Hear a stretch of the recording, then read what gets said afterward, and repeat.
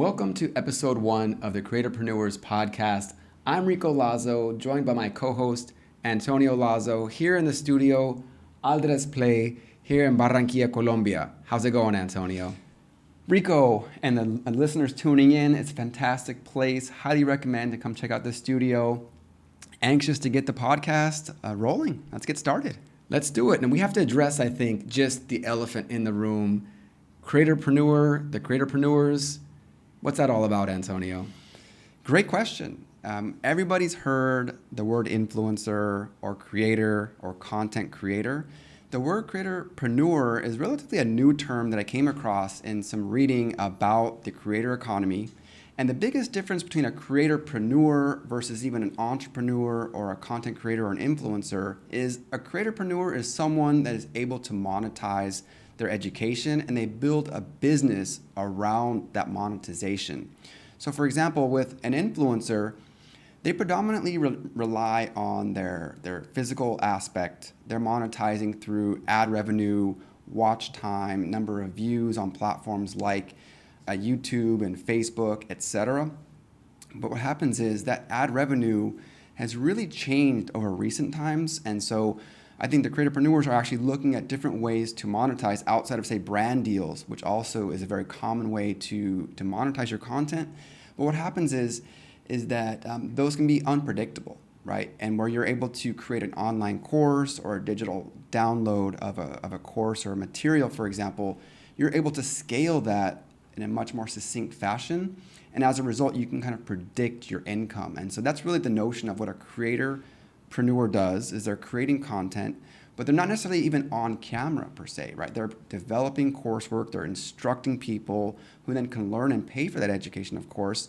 And you can monetize from a very, very small amount, from like a downloadable product to very expensive courses. Yeah, let's continue on just a little bit in terms of just what a content creator is. I think it's important to sort of help our audience understand each of these terms. For us, we've been kind of, studying this for a while now, and we want to be able to share our knowledge. So why don't you just kind of inform the listeners, what is a content creator? Well, a content creator is essentially someone that's putting out content, and that can be through the written word on Twitter X, for example, where you're literally just sharing a sentence, a message up to 280 characters now. It used to be, I believe, 140 characters. You can have a written blog. You can do a photo, as we've seen historically on Instagram, for example. And now we're really seeing this notion of short form video being ushered in as a recent phenomenon. But YouTube has been around for a number of years, since I believe 2005. So, approaching almost 20 years of this long form content. So the word content really has existed even before social media, however. Content is essentially just putting out material that people consume. I think historically content was really around the traditional media of television, radio, newspapers, print, etc. And now it's really about digital content. So anybody that puts out any kind of material that's consumed by others is a content creator. I think the difference is are you monetizing? And that's where the influencer comes in, and these content creators as of late that are catching notoriety are the ones that are becoming famous and so forth. And I think the key difference between a creatorpreneur and a traditional influencer or even a creator by default is a creatorpreneur they sort of eschew this notion of chasing fame and fortune just based off their appearance, but really want to hop onto this bandwagon of I'm able to monetize my knowledge. And in fact, Goldman Sachs recently issued a report talking about how the creator economy, specifically as it relates to e-learning, the e-learning market is valued at $500 billion by 2027. So it's really a race to sort of capture some of that revenue where you have a much more direct control of that, where if it's ad revenue that totally depends on your audience and the views you're getting on your content. With an educational course, you're the one designing that course, you're disseminating that course, and of course, you're receiving the remuneration, the monetization from that effort. Yeah, I think that's really important to highlight that, people who create content have been doing this for a number of years, and there's people who don't monetize. They just do it for fun, for entertainment, to share with family or friends. But I think the notion is, why not monetize if you can? And like you said, you don't have to be an influencer. You don't have to be the on-screen talent per se. You can monetize your knowledge. And another thing that's really, I think, important to recognize, well, just one, that of course, the lower barrier to entry, just with the smartphone, you're able to very easily create content. But also, I think in society as a whole, there's been this stratification of interests. Growing up as kids, everybody watched the same TV shows. People all had the same sort of interests, whether it was sports or music.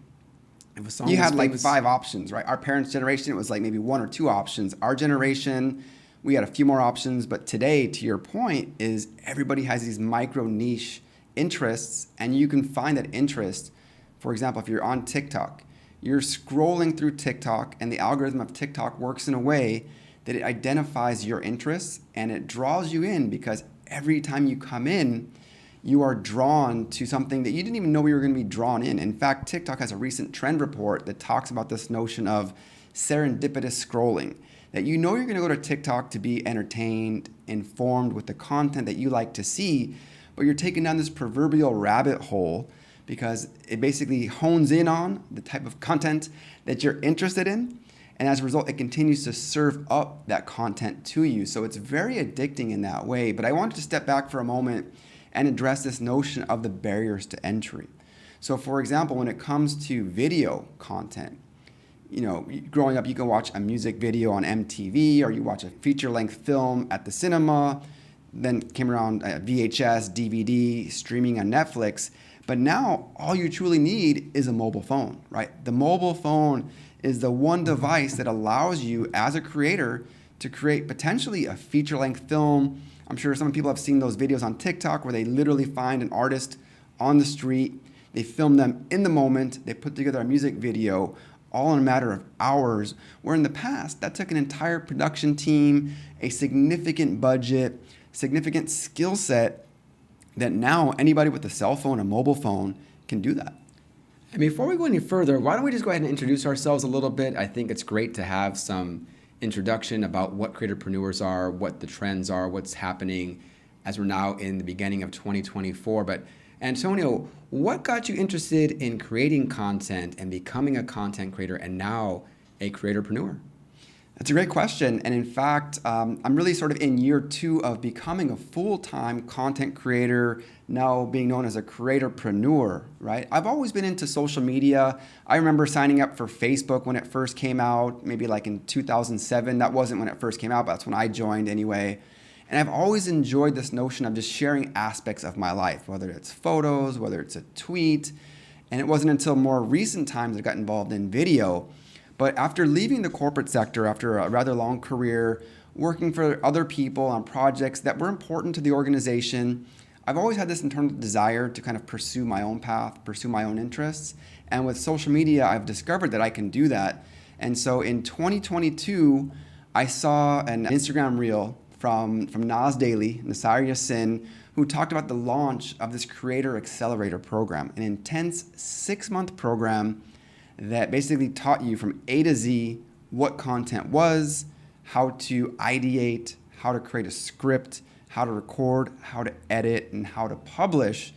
And that was what really drew me in. So as I was, already doing videos and so forth, I just understood that there are some fundamentals that you need to know. Getting over the fear of speaking on camera, for example. Being here in the studio is a very different experience that if you don't subject yourself to it, you're never going to get comfortable. So I really enjoyed that aspect of that program is really what put me on this path of becoming a content creator. I've been doing user-generated content, UGC, as a way to monetize. And now actually looking potentially at putting together a course to help other people become creators, to show them that you can monetize your content. For example, instead of just mindlessly scrolling or creating content that uses the voice of other people, why not put your voice out there and learn how to monetize that, whether it's working with a brand deal, supporting a company, putting a product out there. And so that's kind of where I'm focused, and that's what's drawn me to become a full-time creatorpreneur. And how about yourself, Rico? Give the audience a background on who you are, why are we here today, what's your goal with this? Yes, of course. Even though we're twin brothers, I've had a slightly different journey. I did leave corporate, as you know, but my background was more in education and training. And I was just really tired of being in an office setting, working on projects that really didn't get the juices flowing for me. And I wanted something different. I didn't know what I wanted. And seeing you participate in the CAP, the Creator Accelerator program, really piqued my interest. I was not somebody who was comfortable creating content. I did have an Instagram account sort of promoting my vintage clothing business, but I never was really comfortable being on camera or being in videos. And I looked at the challenge of learning how to create videos and create content as an opportunity to grow. And that's why I decided ultimately to move here to Colombia to really just expand my skill set and learn how to be a content creator. However, in participating in the program, I realized that being a content creator in and of itself wasn't something that really motivated me to create content. What I wanted to do was share knowledge. And so I ultimately ended up becoming a coach. I'm now a communication coach, sharing content of my journey and how I help my students improve as communicators. But ultimately, I just wanted an opportunity to share my knowledge. And so learning about what it means to be a creatorpreneur was really, I think, the inception of wanting to be a part of this podcast with you and join forces. We've done a lot of work separately and independently, but never really done something together, jointly creating something new like the Creatorpreneurs podcast. Fantastic. It's a great background, and I think you've certainly enhanced your communication, your delivery, having previously done a podcast with Patrick and so forth. This is really a fantastic opportunity to showcase your knowledge and to sort of disseminate that. I think as far as additional things to cover in today's episode is the Thinkific's recent trend report that came out on January 10th of this year. So very much hot off the press, these notion of these 5 trends of things that are being spoken about in the press, in the news, online, etc. The first one really being about artificial intelligence, AI. Can you maybe share your thoughts on artificial intelligence, AI? Is it going to take away people's jobs? Should people be scared of it? If you've never used AI, what can people do? Can you give us maybe a brief overview and some suggestions? Yeah, absolutely. So I think AI the term itself really came into popularity with the release of ChatGPT. I think prior to that, I don't know how much people really thought of artificial intelligence or AI. And as you and I have spent over a year using ChatGPT and other AI tools, I think we tend to forget that a lot of people don't even know what these tools are or how they can leverage them to improve the quality of their life, whether it's in their personal life or in their professional life.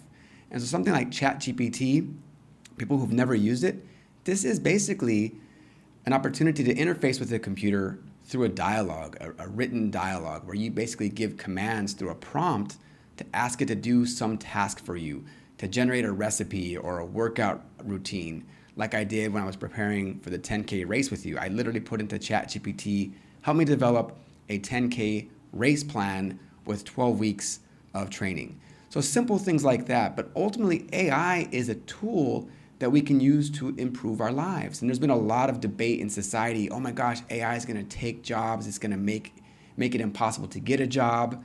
And the reality is, I don't think it's going to do any of that. I think what it truly does is it makes people more productive and capable of accomplishing more. And I think this is sort of that opportunity to get in now. If you missed out on the .com rush back in the early 2000s or crypto or other areas, I think this is just tip of the iceberg of what AI is going to be, and it's not too late to learn how to use tools like ChatGPT and others. And that's just one tool, but there's so many tools that AI is able to really help you access these resources in a way that makes you even more productive. Yeah, one word that you may have touched upon is the word productivity. And I think productivity is really important from an AI perspective, right? So for example, when it comes to short form content, oftentimes you'll draft what's known as a script, essentially what you're going to say. And if you're going to sit down literally with a pen in your hand or on a keyboard and have to start with a blank page and start from zero, it can be quite challenging. So to your point with ChatGPT, or there are others, Claude, Bard, Bing, etc., you literally can just instruct it by saying, ChatGPT or whatever system you're using, you are a content creation expert. You are a master at writing compelling scripts. Here's the type of video that I would like to create. For example, talking about X, Y, or Z topic. Please help me generate 5 hooks. And for the audience who doesn't know what a hook is basically the first sentence that you would state on camera from the script that draws people in. We're talking about 3 seconds, right? And so you can have the system ChatGPT or whatever you're using generate some hooks for you. And then you can kind of have this back and forth dialogue and say, well, I kind of like this one, but back it up. the tone of voice isn't really what I'm looking for. And so once you really start getting the message, you start massaging it, but it's so much easier using that tool. So to your point, it's not about AI is going to basically take over for teachers in the school system. No, it's going to be a tool that can be used by both students and teachers to facilitate the work that they do. Similar in the workforce, right? Your boss asks you to generate a proposal. You can kind of go into the system and you already have some structure put in, and it's really about massaging it and enhancing the way you work. And so I think that's really an important component to highlight with regard to AI. I also wanted just to say that with AI, it's one of those things that takes time to learn. So when you're interfacing through these prompts, there's this notion of prompt engineering. How can you ask the best questions? The better questions you ask, the better output you're going to get. And so it takes time to figure this out. And it's getting easier all the time. But to your earlier point, in school or work, this can absolutely make your job easier. I know there's a lot of pushback in the education sector that students are just going to use ChatGPT to create answers for their homework, to write an essay, whether it's at the college level or otherwise. And I think the reality is we need to really figure out how can we leverage this. So have students, for instance, write an essay with ChatGPT, and you flip the classroom and they bring the essay into the classroom, and then you use ChatGPT to help you analyze why this essay is good or it's not good, as an example. And there's other applications, of course, but I think it's about learning how to use it. It's not too late at all. And if you're looking to become a creatorpreneur, you need to learn how to use AI tools to make your job easier.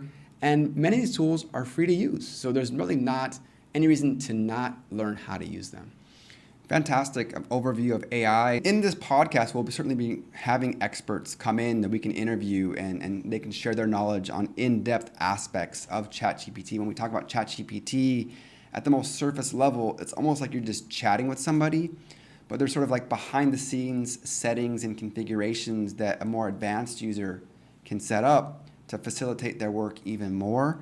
I wanted to shift gears a little bit though. I think we've spent some time on AI, but also just talking about this notion of monetization, right? I mean, how are creatorpreneurs monetizing specifically? Can you give me some examples and I'll chime in as well?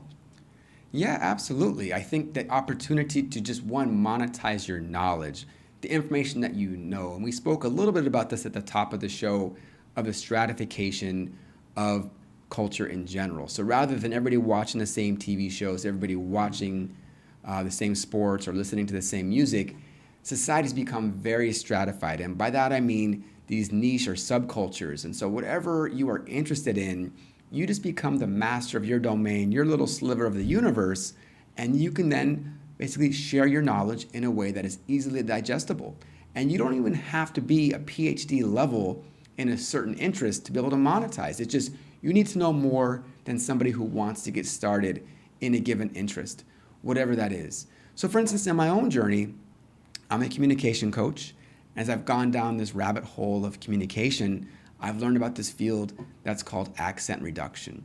And accent reduction is an opportunity to teach people how to reduce their foreign sounding accent, in this case in American English. And so it's just an opportunity to help people achieve a certain goal. And by creating a course, creating downloadable content, whatever it is, that's one of the ways that you can monetize. Just monetizing your knowledge on a very specific niche or your own little sliver of the universe. Yeah, I actually want to share another example and talk about another trend mentioned in this report, which is this notion of the platforms that you're using to learn knowledge from, right? I think in its early days, TikTok, before it was TikTok, was, I believe, ByteDance, if I'm not mistaken, where it's about teenage girls dancing on screen. Where TikTok today, it's very much a very powerful tool that leverages SEO, search engine optimization. So instead of going to Google to look at a particular topic, accent reduction, you can literally go to TikTok, type in accent reduction, look at the top performing videos or the top performing users, and you're going to get an expert literally who's explaining something to you in short form video content. Now, in my case, another example of a course I paid for recently is I've been on this fitness journey for almost 3 years now. And instead of just going to the gym and working with the trainer, you start to get into things that you really like, right? And so you've actually introduced me to calisthenics. We're both working on this notion of doing a muscle up, which is sort of an advanced move where you do a pull up to the bar and you kind of get over the bar. So I recently sought out a course on a platform called Udemy. And the instructor that most resonated with me is actually a Japanese guy. I want to say his name is Tokyo Calisthenics. Now here's a Japanese guy who I believe doesn't speak English or didn't speak fluently enough to record the course in English. So again, he used AI to do an overdub or voiceover of his Japanese into English and broke it down into very, very short sections or segments. And the course was literally only $10, and it's very specific that you literally will be hard pressed, particularly here in Barranquilla potentially, to find someone that can train you on demand for $10. And it's almost mission impossible. So again, another use case of how a creatorpreneur can monetize his knowledge. This is a guy who's based in Tokyo, yet he's instructing me virtually through a platform and leveraging AI at a very, very affordable price. And you're thinking, well, $10, how is he making money? It's about volume, right? And by selling that one little product to say 10 or 100 or 1,000 people for the amount of effort that he put into it for a hobby or interest that he already has, that the amount of effort is minimal compared to the upside of just sharing his knowledge with people, but also being able to monetize his content. Great example. What I loved is that you brought up this example of this Japanese creator. One of the greatest things about the creator economy is that when you create a course or you have some kind of digital product, you can literally sell to the entire world. So you're no longer relegated to just being in your own city or your own country. So creators from all over the world, here we are living in Colombia. There are creators in Colombia who I know are selling courses to the entire world. And so it doesn't even have to be in English. I know the show is in English, even though we're living here in Colombia. But again, the idea is by becoming an expert in whatever interest you have or expert enough to create content, you can monetize that. And I think in today's society where we all know that inflation's high, earnings are sort of stagnant, it's a great way to be able to supplement your income or even become a full-time creatorpreneur to really pursue your interests in a way that is just the most fulfilling thing you can do, being creative and sharing with the world what's important to you. So I think that's a great example you brought up. And what are your thoughts on the creators? Do you have to be a young person to become a creator, to be a creatorpreneur? What are your thoughts on, is there any ageism in this concept? Did we miss the train if you're not 25 years old or you're 22 or 18 even? You see these kids, 16-year-olds making thousands of dollars each month with Amazon. Have we missed the boat being Gen Xers ourselves? Are we late to the game? What are your thoughts there? Oh, we missed that boat. No, just kidding. No, actually, it's not too late at all. In fact, through this report we read, it's actually many of the creators are in their late 30s, early 40s, or even older. And so it's never too late. And in fact, one of the advantages of being somebody in your middle age or even older is that you have more life that you've lived. You have more experience. You have more knowledge. Thus, you have more wisdom and content that you can monetize. I've seen these creators, these grandmothers who are in the gym, influencing people to get into fitness and selling programs, things like that. And so there's just so many opportunities. And again, I don't want to choose the fitness influencer as one of the go-to models because it can literally be any interest that you have that you can monetize. And it's never too late. And going back to what we said earlier, the barriers to entry are just so low. All you truly need is a smartphone. You can record, edit, and publish right from your smartphone. And it's just about learning how to use these tools, many of which, if not most of the ones that you need, are absolutely free, especially in terms of the software. When we get into some of the equipment, lighting, microphones, etc., you might have to spend a little bit, but don't let that be a barrier to entry. Just get started. It's not too late. You've not missed that boat. But it is important, I think, to recognize the earlier you start, the more successful you can be and more quickly you can be. One other aspect that's kind of jumped out at me in this report is this notion around communities, that oftentimes we're based, as you said, in Colombia, but I'm interfacing with this Japanese instructor via this course that he's created. But why do you think people are sort of falling into this notion of trying to pursue an online community to find those interests? What is it about that community basis that you think draws people to a particular platform or a particular topic? Well, I think this notion of your vibe attracts your tribe. I mean, people are looking for people with the same interests. And that goes back to just at any time in history, you want to spend time with people that you enjoy the same pursuits and interests with. The advantage now with social media and online communities is that regardless of how obscure, underwater basket weaving or whatever your interest is, you can find like-minded individuals that you can connect with and ultimately be able to form friendships regardless of their physical location. And I think that's something that really, really is important to recognize. And one of the advantages of creating these communities is that you can monetize that community. And I don't want the show just to be strictly about monetization. It is about community and connecting with other like-minded individuals. And again, by really pursuing and cultivating your interests, you're going to be able to find the communities that you're interested in partaking and joining, as well as building your own little following. You don't need 1 million followers to do well financially. You just need people who really connect with you and are interested in purchasing your products. Great point there. Now, I actually want to maybe provide a couple of examples. Being based in Latin America, where I've been now for over 10 years, previously in Argentina, then Mexico, now in Colombia for almost 9 years at this point, WhatsApp is a great tool that's used very much everywhere in the world besides the United States. I'm not sure why that is. But with WhatsApp, you can create communities and groups from just a group with your family or friends. Maybe you want to go dancing, or maybe you want to go to this, baseball game, whatever the case is. But, you can have a sense of community. I know with the expat communities, for example, it's really big, sharing tips and tricks, how to find an apartment. You're looking for a particular ingredient for a recipe, but you have no idea. You've been to 10 different stores, but maybe you didn't think of this one store that's in this particular neighborhood. WhatsApp is a great opportunity. And then to your point, but sure, it's not just about monetization. It's sort of like this freemium model, right? Share as much knowledge as you want, but you eventually start to see the light that you have knowledge and people are willing to pay for that, right?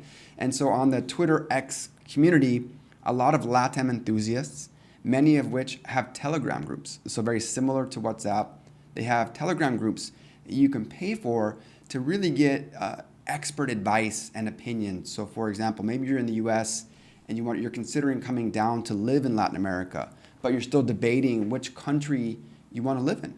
It's a great opportunity to pay not that much money on a monthly basis, and you get to interface with all these individuals that are expert travelers to Costa Rica, to Brazil, to Mexico, to Colombia, wherever the place is, and you get information that you literally cannot find. If you go on Google and you go search on Google, the information you get is not from like the man on the ground. It's very general, and it's even worse in a book, right? The old school travel books, the travel guides, that whole notion is outdated. Now you can literally go to TikTok, you can go to these online communities where it's also a very safe place, right? I mean, Twitter, I think in and of itself can be one of those very vitriolic kind of places because it's so open. But when you get into these like Telegram type of communities where everybody has a shared sense of not only interest, but sort of values, you really feel like you've come into your own, you feel very welcomed. And as a result, you're willing to pay for that because, it's a safe haven where you can kind of shoot the breeze with like-minded individuals. You're not going to be judged. And that's really the amazing power of the digital platforms that exist today. And there are so many of these platforms that are emerging now. I mean, you mentioned WhatsApp, Telegram, Patreon has been around for a while, but there are others that are cropping up. And in fact, I'm actually participating in a communication group for people to learn how to become the best possible public speakers and just really getting to partake with people in an interest that you have a shared interest in. It's just so empowering. You feel like you've found your little community, your tribe, if you will, and it's so great.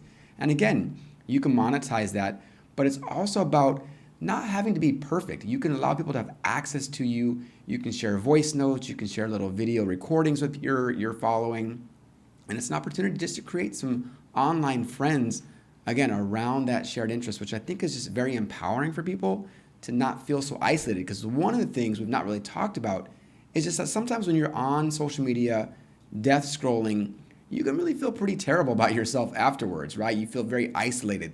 Social media not being very social. So I think these communities are sort of the antidote to that isolation for you to be able to actually connect with others, like-minded individuals who share these common passions and interests. And it's a great way to connect with individuals regardless of where they are in the world. Some fantastic examples, Rico. So thanks for sharing that idea. Absolutely, I agree that it's important to live a life outside of being online, right? But what these communities allow you to do is to share outside of the community, and you kind of come back with these field reports. You can share photos, you can share videos, you can share voice notes to really help people feel like they've been there, right? So looking ahead, this is obviously episode number 1 of the Creatorpreneurs podcast. What else is in store for the viewers? What can they anticipate from us? What are your thoughts? Yeah, well, I want to say that you're never ready to start the journey of becoming a content creator. So I've learned from one of my good buddies, Andy, just document the process, put it out there. Nobody's listening to Joe Rogan's 4-hour marathons anyway. And so why are you worried about somebody watching your content through the entirety? So viewers and listeners, if you're still here with us, thank you so much. I want to give you a shout out. But ultimately, what can you expect from us? I think it's really just helping usher in this word creatorpreneur, encouraging people to become creators and monetizing their knowledge. And so things we can address are AI. We touched on AI. Also trends, this notion of creating content that you can monetize in a way that you're monetizing your knowledge. It's not just about being inspirational with these inspirational quotes or this notion of entertainment or even edutainment, but literally just dropping science, if you will, having that knowledge be shared. And also, I really want to encourage people who are listening to us or people who want to become guests on our show to share what they're doing to monetize their knowledge. What strategies, tips, and techniques can they share with us and our audience? Because we want to create this platform for people to be able to learn and follow in the footsteps of others. Fantastic. And on that note, I would like to say for the people that are tuning in and watching this as opposed to just listening to us while they're walking their dog, they're at the gym, or maybe cleaning the house, is if you've never created a piece of content, whether that's by sending out a tweet or a post, as they call it now on X, obviously everybody has email and everybody texts or sends SMS messages, WhatsApp messages, but I would challenge you and welcome you to create your first piece of video content. You don't necessarily need to be on camera, right? You can literally use AI to create an avatar of whoever persona you want to become. And so you have a little bit of anonymity there, right? But the notion is to share yourself, to share your story, to put yourself out there and explore, and also to kind of keep up with these trends, right? You don't want to get left back, because it's not that AI is going to take your job. What's most likely going to take your job is the person to your left or the person to your right that knows how to use AI. So stay up on the trends, and we hope that you come to the Creatorpreneurs podcast to stay up on these trends, to listen not only to us as talking heads, but also our invited guests and experts we'll be bringing in to speak at much more in-depth levels of these topics. And I just wanted to piggyback on this notion of having this fear or trepidation about creating content. A lot of people are just deathly afraid of being on camera. So I want to just provide a couple of tips as a communication coach to people. Record yourself without worrying about sharing it, just so that you can analyze yourself, see what you do well. Are you looking at the camera? Are you using hand gestures appropriately? Maybe you need to slow down and just take your time with what you're saying. Avoid those filler words. Use the back camera when you're recording yourself so you're not worried about how you look as you're recording yourself. But the whole notion is, by becoming a better communicator through creating content, I think it really helps ensure you will have a job, because the last thing that AI is going to do is take jobs away from people who are great communicators. And if you look at any content creator, any creatorpreneur who is successful, if you go back to their earliest videos and now look at their videos now, you can see the journey and the growth and the process of how they've become, the evolution, great word, on how they've become better communicators and as a result, better creators. So just again, I want to encourage anybody who's never turned on that camera and hit record, do so. Over time, if you stick with it, consistency is key. You will become the best creator and communicator you can be.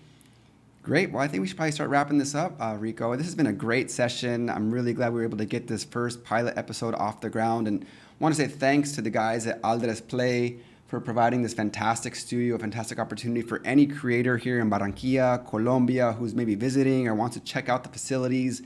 Fantastic space, really state of the art. They provide everything for you at a very reasonable rate. And so I've had a very enjoyable experience. We probably will not do every episode here, but we wanted to kind of start things off with a bang, right? And so we're very excited just to continue to share our message, to share our journey, our own progress. We're by no means, expert creatorpreneurs, but we're sort of one chapter ahead of people that haven't started. So this is sort of our call to motivate you to get started as a creator, as a creatorpreneur, to learn how to monetize and to really just grow as an individual, whether it's from a communication standpoint, a monetization standpoint, educational standpoint. You want to interact and meet new people, interesting people that are doing cool things. This is really going to be the place to do that. Thanks for sharing that, Antonio. Absolutely. We definitely want to encourage people to share our content, like it, suggest things. I'm open to feedback. The one thing I've learned is that the biggest room in the world is the room for improvement. And so as long as you're open to receiving feedback and growing, that is how you improve. It's not about being perfect. Done is better than perfect. So put yourself out there. We want to just really create this platform to encourage other people to become creatorpreneurs. We want to usher in this term, creatorpreneurs, because if you're creating content, why not be open to creating content that you can share with the community that you're already connecting with, you're already sharing content with, do it in a way that you can actually enjoy yourself even more. And maybe just one final point for the people that are contemplating either creating content for the first time or that they're already creating content, but they're like, well, what do I know to monetize? And I think that's really the challenge to you is to really think about it.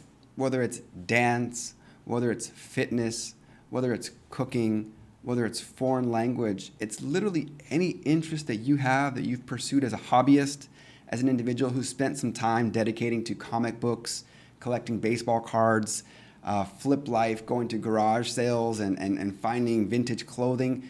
Any interest you have, you literally can monetize that by finding your community. So that's really, I think, the call to action to everyone listening today is don't doubt yourself. Experiment and try.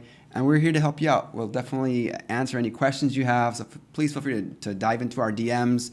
We would love to engage and communicate and share with you. Yeah, so thank you so much. If you've made it this far into this show, we'll definitely be producing episodes on the regular, but we just want to make sure that you connect with us, follow us, like us, and I think that's all we have for today.